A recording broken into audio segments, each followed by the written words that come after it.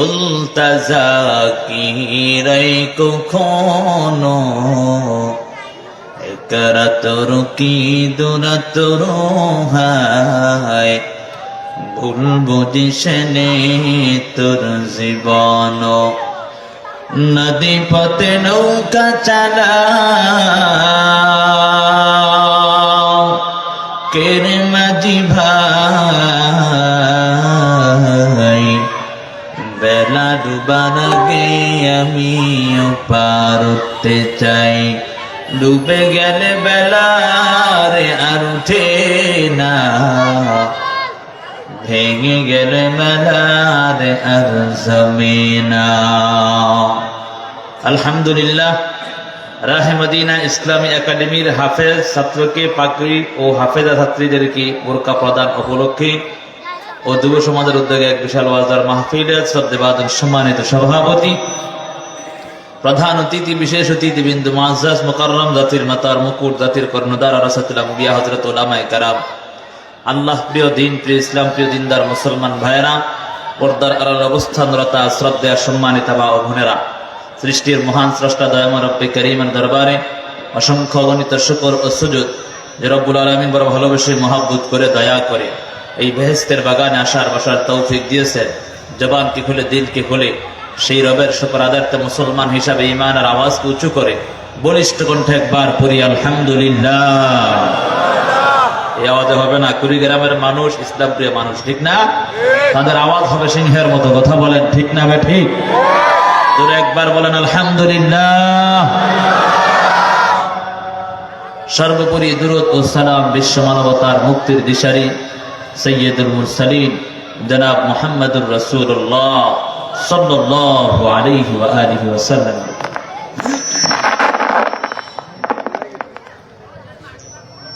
যেহেতু এমন একটা পরিস্থিতির মধ্যে পড়ছি, আল্লাহ মাইকে ভালো বানায় দেখ, সকলে বলি আমিন। তাদেরকেও বুঝার তৌফিক দান করুন। যতই চেষ্টা করেন, আমার তো গলা নষ্ট হয়ে গেলে তো বিপদ নাকি, ঠিক না?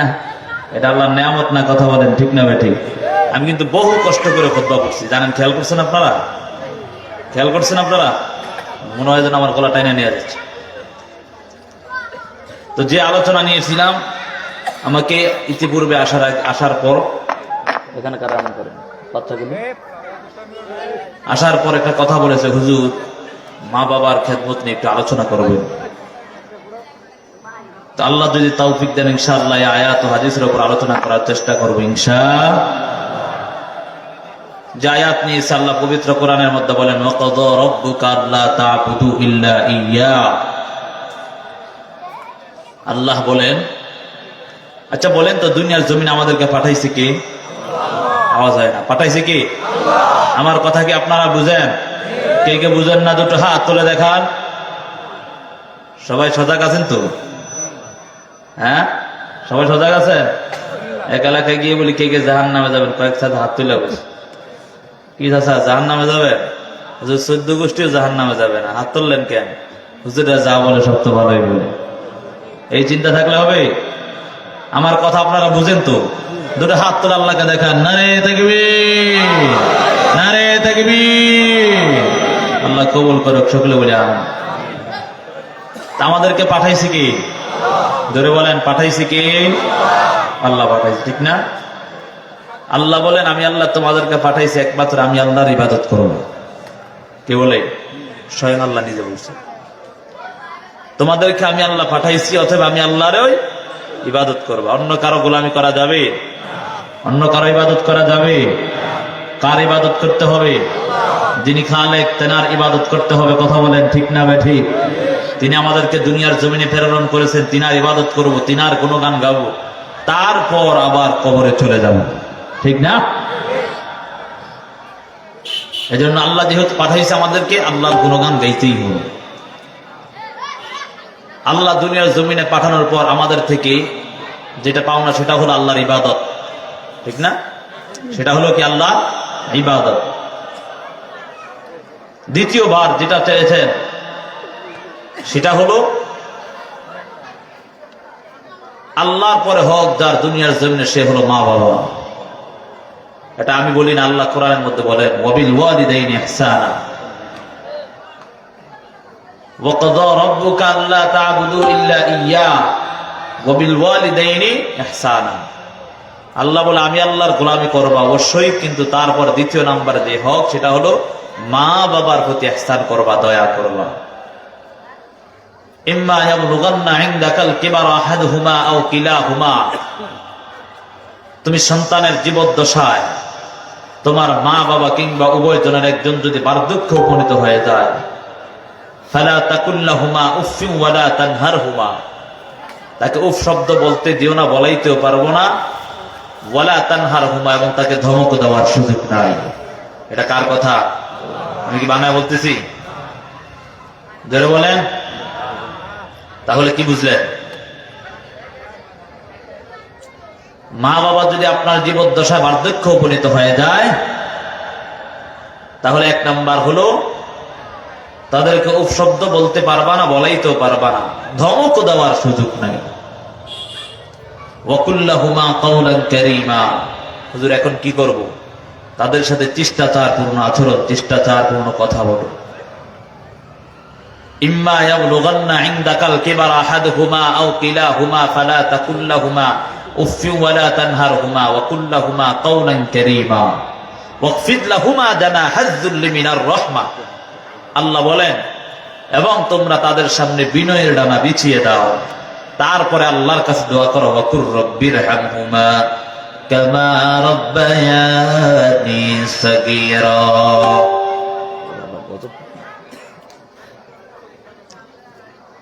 বলে মা বাবার এরকম আচরণ করার পর বলা হয় মা বাবার জন্য আল্লাহর কাছে দোয়া করবা, হে আল্লাহ আমাকে আমার মা বাবা দুনিয়ার জমিনে যত কষ্ট করে লালন পালন করেছে, আপনি আমাদেরকে আমার মা বাবাকে তেমন ভাবে রাখবেন। কি বুঝলেন আয়াতের তর্জমা থেকে? প্রথমে কার ইবাদত করতে হবে? ধরে বলেন, কার ইবাদত করতে হবে? ঘুমিয়ে গেছেন আপনারা? ঘুমিয়ে গেছেন? আমার সাথে থাকবেন তো কিছু সময় ইনশাআল্লাহ? দিতে পারবেন তো ইনশাআল্লাহ? আমরা কে কে ফজরের নামাজ পড়বো দুটো হাত তুলে আল্লাহকে দেখায়, আল্লাহ কবুল করুন। সকলে হাত তোলেন, দেখেন কে হাত তোলে না। এটা ওয়াদা করায় নিলাম, আল্লাহ যদি হাসরের ময়দানে ধরে কি ওয়াজ করছো, হে নামাজ পড়েন, আমার দোষ নাই। আল্লাহকে বলবো, আল্লাহ হেরা ওয়াদা করায় যে হে নামাজ পড়েন, আমার দোষ নাই, ঠিক আছে না? এবার সে যদি না পারে সেটা আল্লাহর কাছে সে জবাব দেবে। কারণ মুসলমান যেহেতু তার উপর যদি প্রাপ্ত বয়স্ক হয় তার উপর ফরজ না, তারপরও সে আদায় করবে। আমি বাদ জাস্ট আমার দায়িত্ব থেকে আমি বলে দিয়েছি। তাহলে কি বুঝলাম? ইবাদত করবো কার?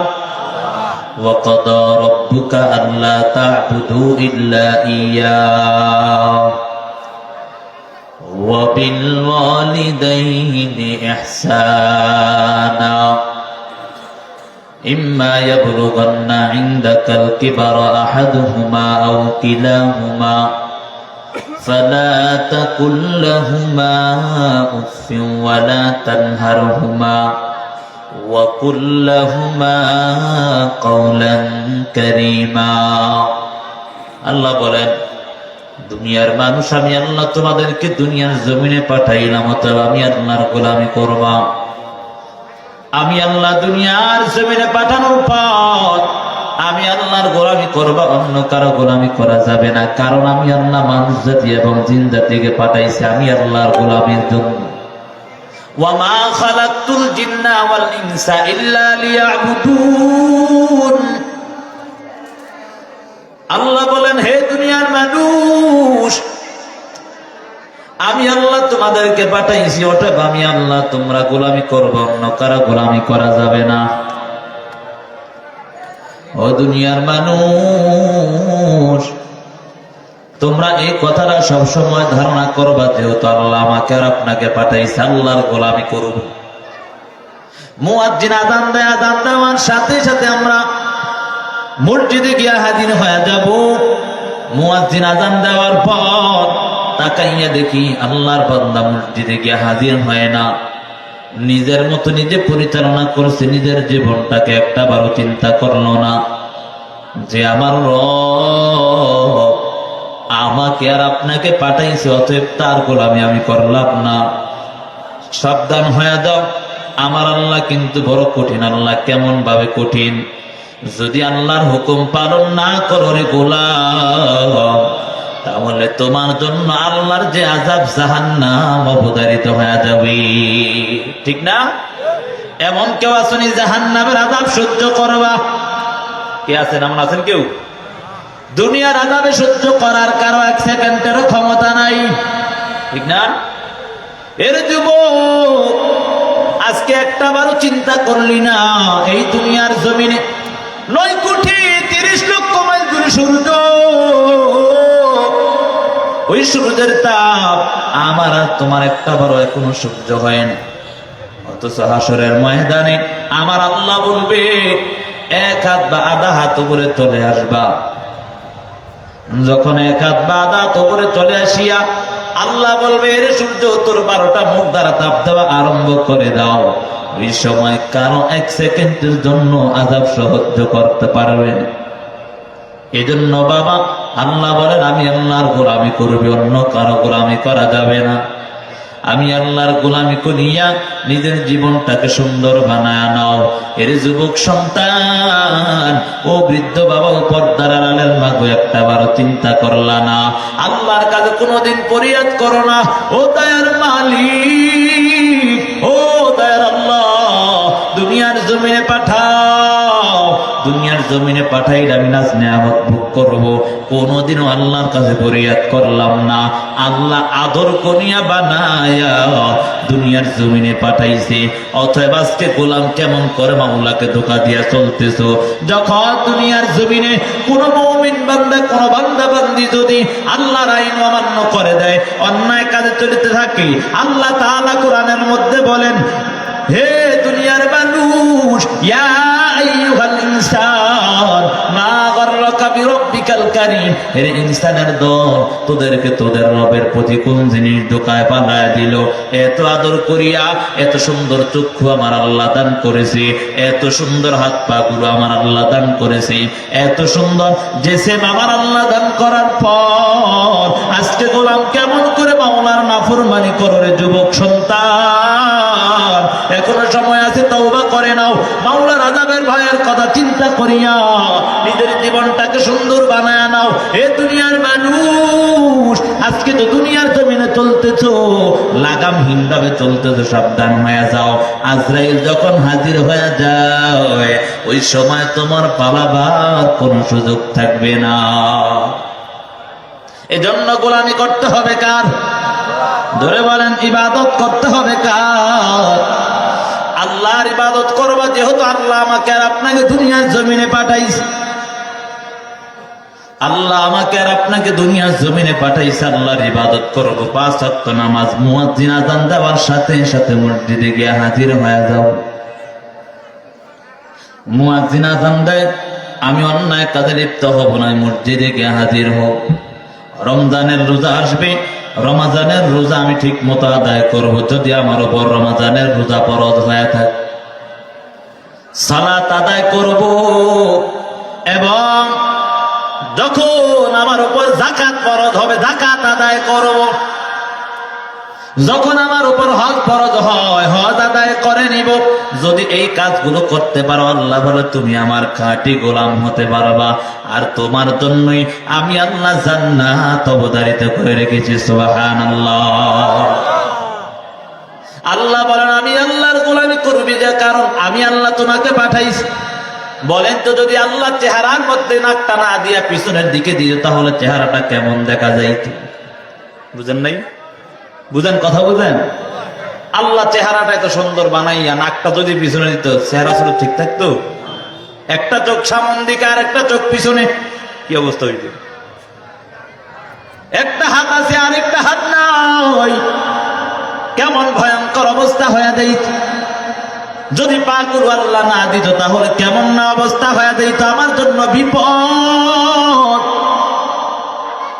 এজন্য যুবক সন্তান, আল্লাহর ইবাদত করো। আল্লাহ বলেন, আমি আল্লাহর হক আদায়ের পর দ্বিতীয় নাম্বার হলো ওয়াবিল ওয়ালিদাইনি ইহসানা। মা বাবার প্রতি ইহসান করো, মা বাবার প্রতি দয়া করো। এর যুবক সন্তান, যার মা নাই, যার বাবা নাই, সে বুঝে মা বাবা কেমন দামি সম্পদ। অনেক সন্তানরা এখন ঘরে গিয়া মা মা বলে ডাক দিতে পারবে না রে যুবক। অনেক সন্তানরা এখন ঘরে গিয়া বাবা বাবা বলে ডাক দিতে পারবে না। এর নবীর আশিকের দল, একটা বারো কি চিন্তা করলি না? ওই মা বাবা যে কত কষ্ট করিয়া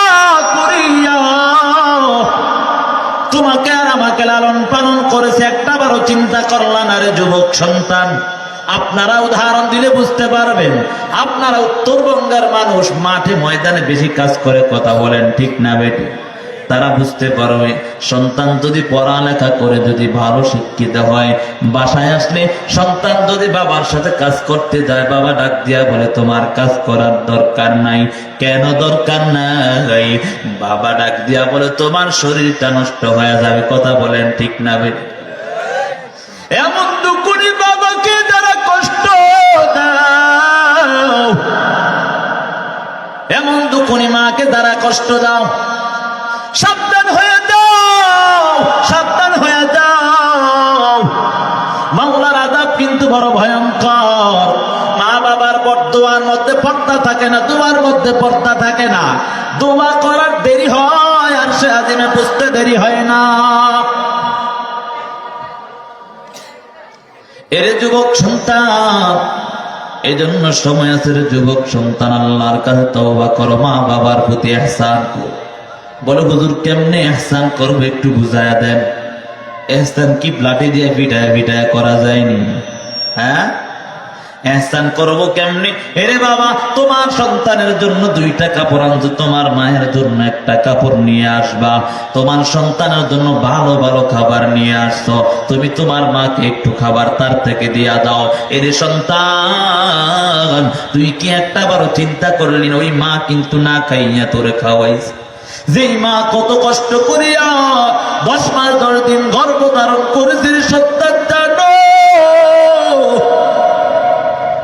ওই মায়ের উদরে যখন ছিলেন সন্তান, ওই সময় মায়ের পেটে যখন একটা লাথি মারতি, মায়ের কলিজা মনে হয় ছিঁড়া যাইত।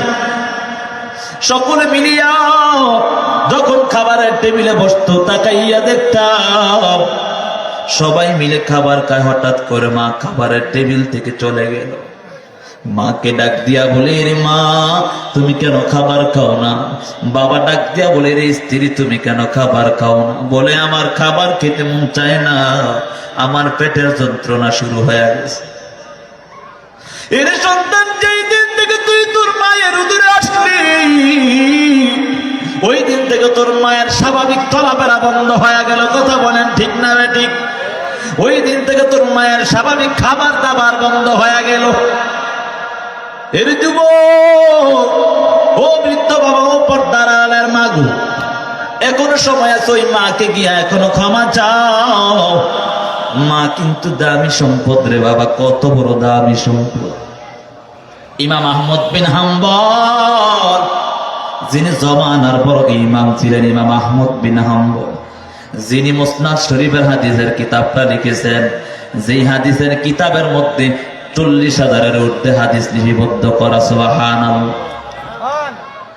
এমন মুসনাদ আহমদ শরীফের লেখক ইমাম আহমদ বিন হাম্বল, হঠাৎ করে রাত্র গভীর হয়, মা ঘরের মধ্যে ঘুমন্ত। মা ঘুমন্ত অবস্থায় ইমাম আহমদ বিন হাম্বল আস্তে করে ঘরের দরওয়াজাটা খুলিয়া মায়ের রুমের মধ্যে ঢুকিয়া, মায়ের দরওয়াজাটা আস্তে করে খুলিয়া মায়ের রুমের মধ্যে ঢুকে গেল। তাকাইয়া দেখে জনম দুখুনি মা ঘুমের মধ্যে আচ্ছন্ন হয়ে আছে।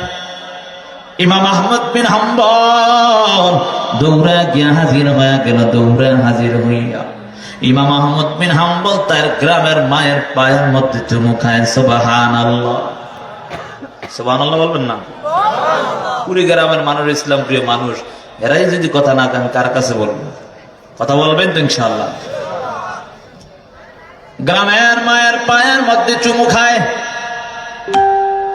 মায়ের পায়ের মধ্যে চুমু খায়, হঠাৎ করে মা ঘুম থেকে জাগ্রত হয়ে যায়।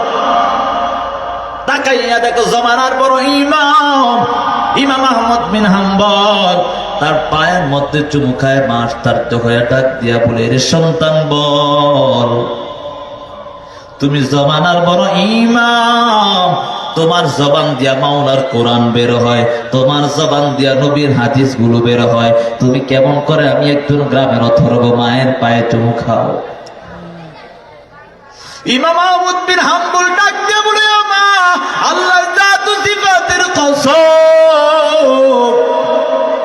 আমি জমানার ইমাম হতে পারি, কিন্তু তোমার কাছে আমি বড় ইমাম হতে পারি নাই, কারণ আমি তোমার পায়ের মধ্যে চুমু খাই নাই। মায়ার নবী হাদিসের মধ্যে বলেন, আল জান্নাতু তাহতা আকদামিল উম্মাহাত, মা বাবার পায়ের নিচে হলো সন্তানের জান্নাত। সুবহানাল্লাহ। ওরে মা, আমি তো তোমার পায়ে চুমু খাই না, আমি খাই আমার জান্নাতের মধ্যে। সুবহানাল্লাহ।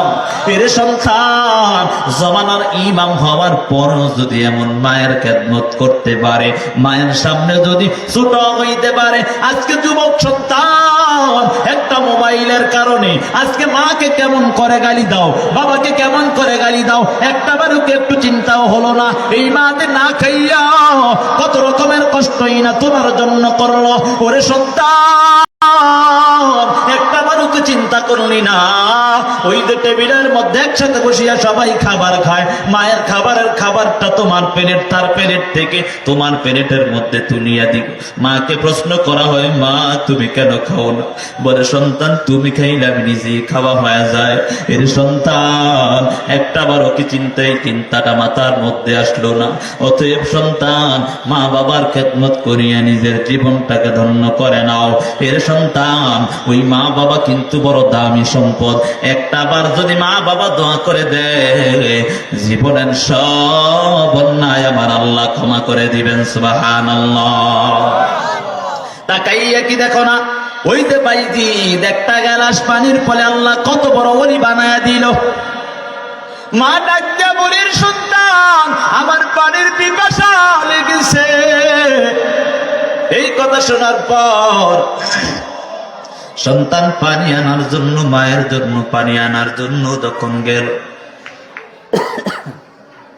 তাকাইয়া দেখি মা আবার ঘুমায়া গেল।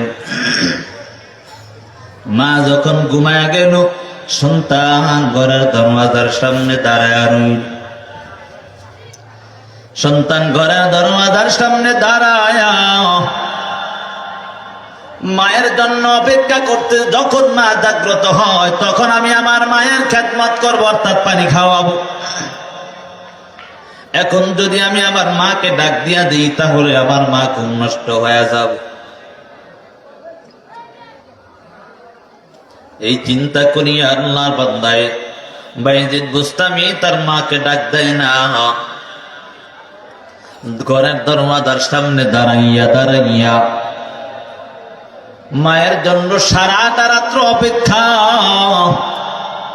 মা ঘুম থেকে জাগ্রত হইয়া তাকাইয়া দেখ বাইজিদ বুস্তামি হাতের মধ্যে টেবিলটা নিয়ে দাঁড়ায়, আর হাতের মধ্যে পাত্রটা নিয়ে, পানির পাত্রটা নিয়ে দাঁড়ায়। আর মা ডাক দিয়া বলে, রে সন্তান, কখন থেকেই তুই পাত্রটা হাতের মধ্যে নিয়ে দাঁড়ায় রইলি? ডাক দিয়া বলে, মা যখন তুমি বলেছো আমি শুধু পানিটা আনার জন্য সময় যতটুকু দেরি হয়েছে, ওই সময়টা যাওয়ার পর আমি তোমার জন্য ওই সময়টা শেষ করে তারপর পানি নিয়ে সারাটা রাত্র দাঁড়িয়ে।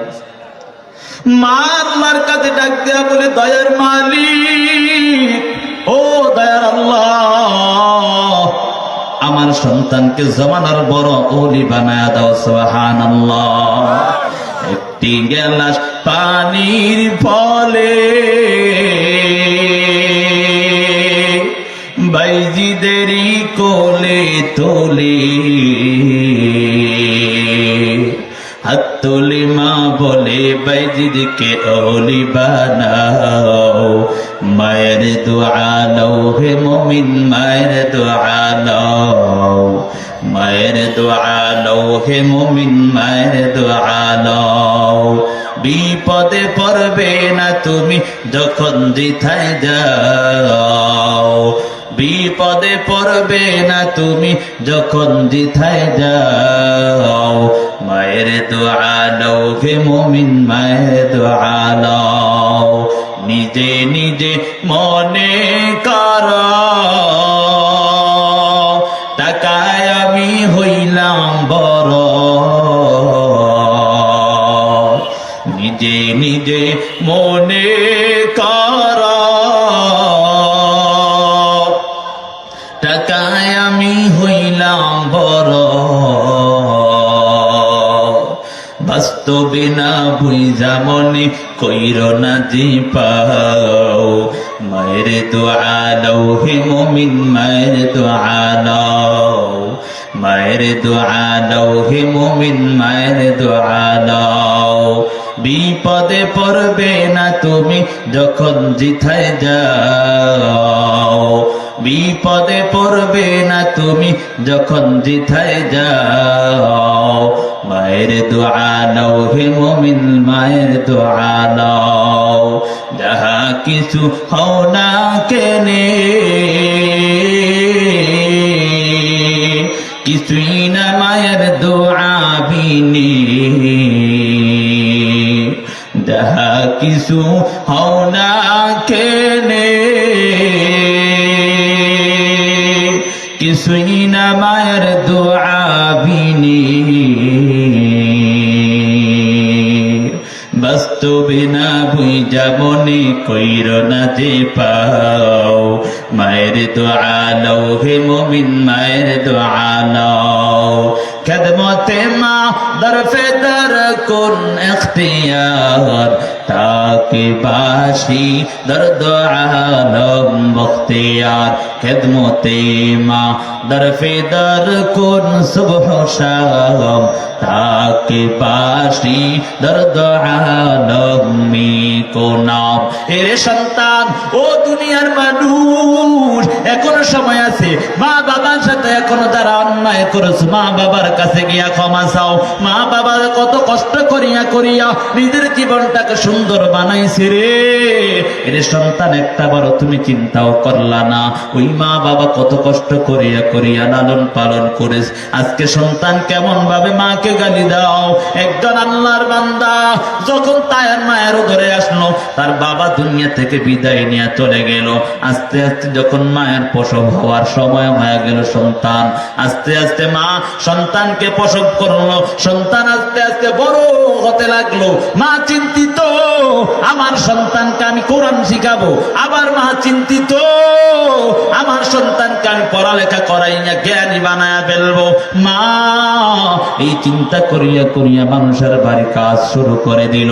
মানুষের বাড়ি কাজ করিয়া করিয়া সন্তানকে পড়ালেখা আরম্ভ করানো শুরু করলো।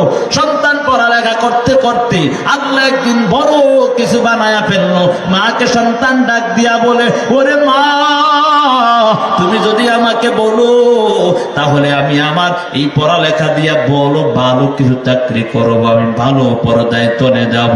বলেন তো, কোন মা বাবা কি সন্তানের খারাপ চায়নি? হ্যাঁ, মায়ের কাছে গিয়ে ডাক দিয়া বলে, ওরে মা, তুমি যদি বলো তাহলে আমি ওই যে আমি বড় চাকরি করার জন্য শহরে যাব। এই কথা বলার পর মা ডাক দিয়া বলে, এর সন্তান, তুই জন্মের পরে তোর বাবাকে দেখোস নাই, যাও, আমার তোমার জন্য কোনো বাধা নাই। তবে সন্তান, ভালোভাবে চলবা যাতে তোমার কোনো সমস্যা না হয়। সন্তান মায়ের এই কথা শুনিয়া যখন চলে গেল বড় চাকরি করার জন্য, সন্তান বড় চাকরি করার জন্য শহরের মধ্যে চলে গেল। শহরে গিয়া বড় চাকরিজীবী হয়ে গেল। কিন্তু না ফরমান সন্তান ওই মাকে ভুলে গেল। এবং পর্যায়ক্রমে 1-1.5-2 বছর হয়ে গেল, মায়ের খবর নাই। মা চিন্তিত হয়ে গেল, আমার সন্তান কোথায় পাওয়া যাবে। মায়ের মা সন্তানের চিন্তায় চিন্তিত হইয়া কান্নার আওয়াজ। মা কান্না করে আর বলে, ও দয়ার মালিক, ও দয়ার আল্লাহ, সন্তানের খোঁজ আমাকে মিলাইয়া দাও, কারণ আমার দুনিয়ার জমিনে স্বামী নাই। আমি যদি দুনিয়া থেকে বিদায় নেই তাহলে আমার কামার কাপন দাপন কে করবে? আমাকে কে মাটি দিবে? পাড়ায় পাড়ায় মাটি দিবে। মা এই কান্নার আওয়াজ, মা কান্না করে সন্তানের জন্য, কিন্তু নাফরমান সন্তানের কলিজাটা একটু নরম হয় না। নাফরমান সন্তান মাকে বলিয়া বছরকে বছর কাটায় দিল। মা দৌড়ায় এক একবার এক একজনের কাছে গিয়া বলে, আমার সন্তানের খবরটা কি আপনি জানেন কিনা? বলে, না না, আপনার সন্তানের খবর আমরা কেউ জানি না। একদিন হঠাৎ করে আল্লাহর বান্দি কারো থেকে খবর নেয়, অমুক শহরের মধ্যে তোমার সন্তান ভালো চাকরিজীবী হয়ে গেছে। দুকুনি মা শীতের সময় ওই মা সন্তানের খোঁজ শহরের মধ্যে চলে যায়। শত্রু যখন গভীর, মা ওইখানে গিয়া হাজির। মা ওইখানে গিয়া হাজির হইয়া এলাকার মানুষদেরকে ডাক দিয়া বলে, এমন নামে কোন স্যার আছে কিনা? কারণ এখন তো স্যার না বললে তাকে কেউ চিনবে না। কথা বলেন ঠিক না বেটি? মা ডাক দিয়া বলে, এমন না কোন স্যার আছে কিনা? একজন আল্লাহর বান্দা ডাক দিয়া বলে, ওই যে বড় বিল্ডিংটা দেখা যায়, ওই বিল্ডিং এর মধ্যে আপনার সন্তান না কি হয় জানি না, এই সন্তানটা বড় পোস্টে চাকরি করে। দেখবেন সকাল যখন 10টা হয় তার স্ত্রীকে নিয়ে সে কাজের বের হয়ে যাবে, অফিস করবে। মা শুনিয়া আনন্দে কান্না করে, আবার ব্যথায় কান্নার আওয়াজ। আনন্দে কেন কান্না করে? সন্তান ভালো পর্যায়ে চলে গেলে জন্য আনন্দের কান্না, আবার ব্যথায় কান্না করে। এই সন্তানের বাবা নাই, মানুষের বাড়ি কাজ করিয়া করিয়া আমি এই সন্তানকে পড়ালেখা করাইছি, একটা বড় সন্তান আমার খবর নিল না। এই চিন্তা করিয়া মা একবার দুঃখের কান্না কাঁদে, আবার কেমন যেন সুখের কান্নাও কান্দিস। মা কেমন যেন ধৈর্য ধরতে ধরতে সকাল যখন 10টা বেজে যায়, তাকাইয়া দেখি সন্তান আসতে। সন্তানকে দেখিয়া মা কেমন যেন কান্নার আওয়াজ। মা কান্না করিয়া ডাক দিয়া বলে, এরে সন্তান, এত বছর হয়ে গেল আমাকে কেমন করে ভুলে রইলি? এই কথা বলার পর ওই নাফরমান বেহায়া সন্তান ডাক দিয়া বলে, এটা আমার মা নয়, এটা কোন এলাকার থেকে যেন পাগল। এই কথা বলার পর মা আশ্চর্য হয়ে গেল। মা কেমন যেন কান্না করে ডাক দিয়া বলে, এরে সন্তান, তুমি কি বলো? তুমি তো আমার সন্তান। এই কথা বলার পর আবার বেহাইয়া সন্তান, নাফরমান সন্তান ওই মাকে ভুলিয়া ডাক দিয়া বলে, এটা আমার মা নয়, এটা আমার মা নয়, এটা কোন এলাকার থেকে যেন পাগল, তাকে এখান থেকে তাড়াইয়া দাও। ওই জনম দুঃখী মা ডাক দিয়া বলে, এরে সন্তান, জানো দুনিয়ার সবার চক্ষু পাখি দিতে পারো, কিন্তু আমি মায়ের চক্ষু পাখি দিতে পারবা না। কারণ তুমি জানো, তুমি আমার পেটে আসার পর তোমার বাবা দুনিয়া থেকে বিদায় নিয়ে চলে গেল। আমি কত কষ্ট করিয়া করিয়া তোমাকে দুনিয়ায় আসার পর লালন পালন করলাম, নিজে না খাইয়া সন্তান তোমাকে খাওয়াইলাম। তারপরে ওই নাফরমান সন্তান একটুও তার কলিজাটা নরম হয় না। মা তাকাইয়া দেখে ওই সন্তান একটা বারো আর ওই মাকে স্বীকার করে না। নিরুপায় হইয়া মা ওই নাফরমান সন্তানের পায়ে ঝরাইয়া দূরে, ওই মা যখন পায়ে ঝরাইয়া দূরে, ওই বেহাইয়া সন্তান মাকে লাথি দিয়ে জমিনের মধ্যে পালাইয়া দেয়। এমন ভাবে মাকে পালাইয়া দেওয়ার পর মা কান্না করে, আর এদিক দিয়ে তাকায় তাকায় আদরের সন্তানের স্ত্রী তাকায় দেখতেছে, এমন ভাবে বৃদ্ধ মহিলাটাকে এমন আক্রমণ করতেছে। মা কেমন যেন অচেতন হইয়া জমিনের মধ্যে পড়ে গেল। আবার কিছুক্ষণ পর যখন জ্ঞান ফিরে আসলো, ওই মা ডাক দিয়া বলে, সন্তান, দুনিয়ার জমিনে সবার চক্ষুটা তুমি ফাঁকিয়ে দিতে পারো, কিন্তু আমি মায়ের চক্ষু একটা বারো ফাঁকি দিতে পারবা না। এই কথা বলতে যে কিন্তু মা কথা একটা বারোই নাফরমান সন্তান তার কলিজায় নেয় না। আবারও কেমন যেন মা ওই সন্তানের পায়ে জড়াইয়া ধরে, তারপর ওই বেহাইয়া সন্তানটা ওই মাকে লাথি দিয়ে আবার জমিনের মধ্যে পালায়া দেয়। মা অচেতন হইয়া কেমন যেন চেহারা দিয়া শরীর থেকে রক্ত বের হচ্ছে, চেহারা থেকে রক্ত বের হচ্ছে, এমন ভয়ঙ্কর অবস্থা। এর সন্তানটা এমন সন্তান সমাজে আছে না নাই? কথা কয় না, আছে না নাই? অনেক সন্তান তো মা বাবার গায়ে হাত তোলে। এর সন্তান সাবধান সাবধান, ওই মা বাবা যদি বদদুয়া করে তোমার কপাল পুরো পুড়ে যাবে রে সন্তান, জানো। এই জন্য সময় আছে, ওই মা বাবার কাছে গিয়া ক্ষমা চাও, ওই মা বাবার হাতে ধরে পায়ে ধরে মাপ চাও। ও মা, জীবনে কত অন্যায় করেছি, আর অন্যায় করব না। বাবার কাছে গিয়া ক্ষমা চাও, বাবার কাছে গিয়া বলো আব্বা যান, জীবনে কত অন্যায় করেছি, আর অন্যায় করব না। এরে বাবা, আমি জানি আমার বাবা হারা ফিরছি, আমি নিজে জানি বাবা হারা কেমন বেদনা। আজকে 3.5 মাস হয়ে গেল, একটা বারো বাবাকে ডাক দিতে পারি না, মনে বড় দুঃখ হয়।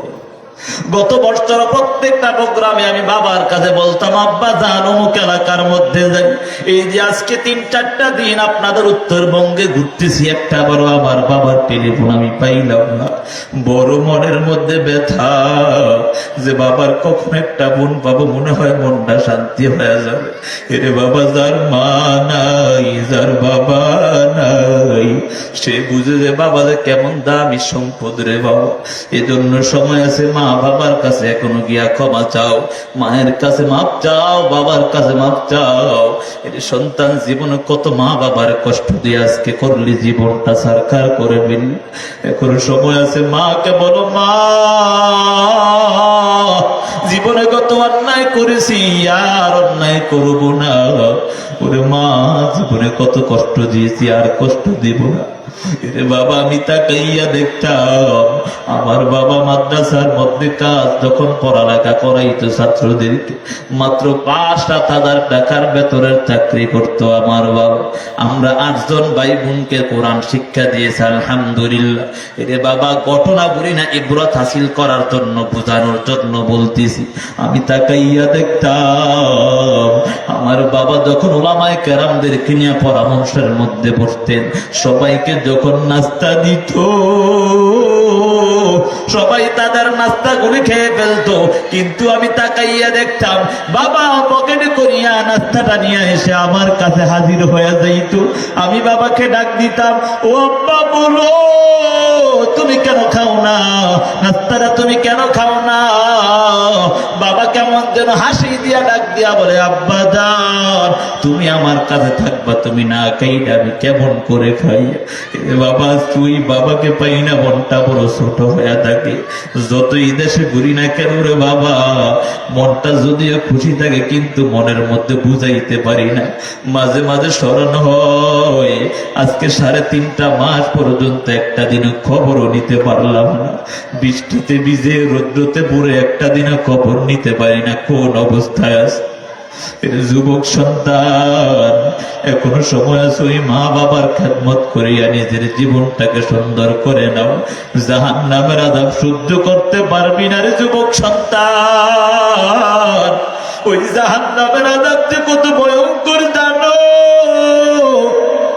মায়ার নবী হাদিসের মধ্যে বলেন, ক্বালান নবী সাল্লাল্লাহু আলাইহি ওয়া আলিহি ওয়া সাল্লাম, আল কবরু রাউযাতুম মির রিয়াজিল জান্নাহ আও হুফরাতুম মিন হুফারিন নার।